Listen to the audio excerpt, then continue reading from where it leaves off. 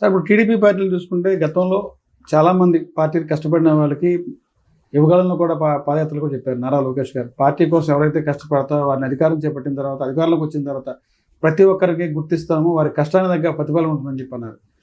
చాలామంది పార్టీలు మారారు, ఉన్నారు, వచ్చారు, వాళ్ళు వెళ్ళిపోయారు, మళ్ళా పార్టీలోకి వచ్చారు. పతావులు అదే పార్టీలో ఉన్నారు, అదే పార్టీ జెండా కట్టుబడి ఉన్నారు, పనిచేశారు. ఈరోజు పతావుల పరిస్థితి ఏంటి పార్టీలో? ఇప్పటికే నామినేట్ పోస్టులో ఫస్ట్ లిస్ట్ అయిపోయింది, సెకండ్ లిస్ట్ అయిపోయింది, థర్డ్ లిస్ట్ కూడా రెడీగా ఉంది. నేనైతే మీ కష్టానికి, మీరు పడిన కష్టానికి ప్రతిఫలం ఉందా? నేనైతే 28 పార్టీ ఏమన్నా గుర్తించిందా మిమ్మల్ని? చెప్తున్నాను. 28 సంవత్సరాల నుంచి ఇదే పార్టీలో క్రియాశీలక కార్యకర్తగా, యాక్టివ్ లీడర్గా పనిచేస్తున్నాను. ఏ రోజు కూడా నేను ఎలక్షన్లో కానీ, ఎలక్షన్ తర్వాత కానీ, మన నాయకులు కానీ, ఎంపీలు కానీ, మంత్రులు కానీ ఈ ఎలక్షన్లో నేను పనిచేస్తున్నాను కాబట్టి నాకు ఇది కావాలి, నాకు ఈ 10 కావాలి అని ఏ రోజు కూడా నేను అడగలేదు. ఎందుకంటే నేను తెలుగుదేశం పార్టీ సైనికుడిని. దేశ సైనికులు ఎలా దేశం కోసం పనిచేస్తారో అలాగే రాజకీయాల్లో నేను ఒక సైనికుడిలాగా ఇటు సమాజానికి ఇటు పార్టీకు నేను పనిచేస్తాను. నాకైతే చంద్రబాబు నాయుడు గారు నా ప్రియతమ నాయకుడు. ఆయన అలాగే యువ నాయకుడు లోకేష్ గారి విజన్ ఏదైతే ఉందో అది భావి తరాలకి, వచ్చే భవిష్యత్ పిల్లలకి ఉపయోగపడే విజన్ అయింది. కాబట్టి నేనైతే నాకు ఫలానా పదవి కావాలి, ఫలానా కావాలి ఏదైతే ఏ రోజు కోరలేదు. కష్టపడిన వాళ్ళకి పార్టీ గుర్తింపిస్తా అని చెప్పి పదే లోకేష్ గారు ఈ రోజు కూడా, చంద్రబాబు గారు కూడా చెప్పారు. ఈ రోజు కూడా అధికారం చేపట్టిన తర్వాత కష్టపడిన ప్రతి ఒక్క వ్యక్తికి గుర్తింపు ఉంటుందని చెప్పి అన్నారు. ఈ రోజు ఇప్పటికే కూటమి ప్రభుత్వ అధికారికి వచ్చి 9 నెలల కాలం అవుతుంది. అదే చెప్తా. ఈ రోజు కూడా నేను ఏ పదవి అడగలేదు. కానీ నారా లోకేష్ గారు, చంద్రబాబు నాయుడు గారు ఏదైతే ప్రకటించారో మీరు చెప్పినట్టు కష్టపడిన కార్యకర్త గుర్తింపు ఉంటుందని 100% గుర్తింపు ఉంటుంది. ఆ గుర్తింపు ఈ రోజా, రేపా, ఎల్లుండే అనేది పార్టీ నిర్ణయిస్తుంది. ఎందుకంటే అనేక సామాజిక సమీకరణాలు, ప్రాంతీయ సమీకరణాలు ఇవన్నీ బేరీ చేసుకొని వాళ్ళు పదవులు ఇవ్వాలి. కాబట్టి నాలాంటి వాళ్ళకి ఇవాళ కాకపోతే రేపు కాకపోతే ఎల్లుండి, సరే ఎల్లుండి కూడా నాకు పదవి రాకపోయినా నాకు పార్టీ కావాలి, నాకు ఈ రాష్ట్ర అభివృద్ధి కావాలి, నా సమాజ అభివృద్ధి నాకు కావాలి. కాబట్టి నేను పార్టీకి పనిచేస్తాను. ప్రతి వ్యక్తికి రాజకీయాల్లో ఒక లక్ష్యం అనేది ఉంటుంది. పతావుల లక్ష్యం ఏంటి? లక్ష్యం ఏంటి? నా లక్ష్యం సేవా సర్వీస్. అంటే సేవా సర్వీస్ చేస్తే మన లైఫ్ అయిపోయినట్టు ఇంకా ఇంకేముంటుందండి? అంతకన్నా గొప్ప రాజకీయాల్లో ఒక మాట చెప్తా. రాజకీయాల్లోకి వచ్చిన వాళ్ళు ఎలా ఉంటుందంటే కింది స్థాయి నుంచి కార్పొరేటర్ నుంచి ఎమ్మెల్యే నుంచి మంత్రి అవ్వాలని ఎంపీ అవ్వాలని కోరుకుంటారు. ఒక్క మాట చెప్తాను. అలా మీకు మీ లక్ష్యం?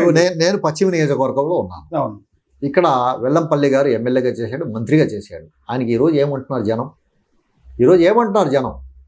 మేము ఇంత కష్టపడి గెలిపించాం, మమ్మల్ని మోసం చేశాడు, మమ్మల్ని ముంచేశాడు, ఆయన రోజుకు పార్టీ మారతాడనే చర్చ జనంలో ఉందా లేదా? నా పేరు తీసుకోండి, పశ్చిమ నియోజకవర్గం ఫతావుల్లా పేరు.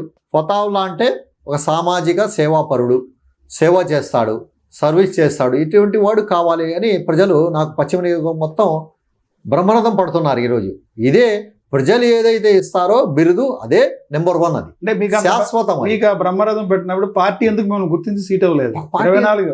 24 ఎన్నికల్లో మీకు ఎందుకు పార్టీ మరి గుర్తించి మీకు సీట్ అవ్వలేదు?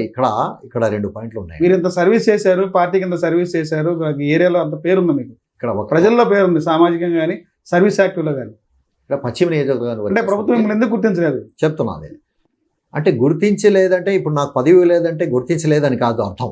అంటే కష్టపడే వాళ్ళకి, ఇందాక చెప్పాను, కష్టపడే వాళ్ళకి పార్టీల్లో ఆ సమయం వచ్చినప్పుడు అభ్యర్థులకు ప్రకటిస్తారు. ఇక్కడ చూడండి, గౌరవం, అది ప్రాంతీయ సమీకరణలు, సామాజిక సమీకరణలు ఇవన్నీ ఉంటాయి.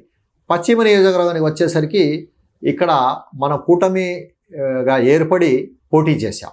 దీంట్లో అనేక మంది త్యాగాలు చేశారు, అనేక మంది సాక్రిఫైస్ చేశారు. సీట్లు ఉన్నవాళ్ళు వదులుకున్నారు, సీటుకు ఏదైతే ఆశలు పెట్టుకున్నారో వాళ్ళు కూడా వదులుకున్నారు. అందులో మనం కూడా ఉన్నాం. ఎలాగంటే ఈ నియోజకవర్గం ఈ కూటమిలో మనం బీజేపీ జనసేనకు అధిష్టానం మాట్లాడుకొని జనసేన కేటాయించింది. తర్వాత మళ్ళీ బీజేపీ, జనసేన, టీడీపీ అధిష్టానం మాట్లాడుకొని ఈ సీటు బీజేపీ పోటీ చేయాలని నిర్ణయించింది. కాబట్టి నాకే కాదు, ఇక్కడ ఆశావాహులు 4-5 ఉన్నారు, వాళ్ళకు కూడా లేకుండా పోయింది కదా.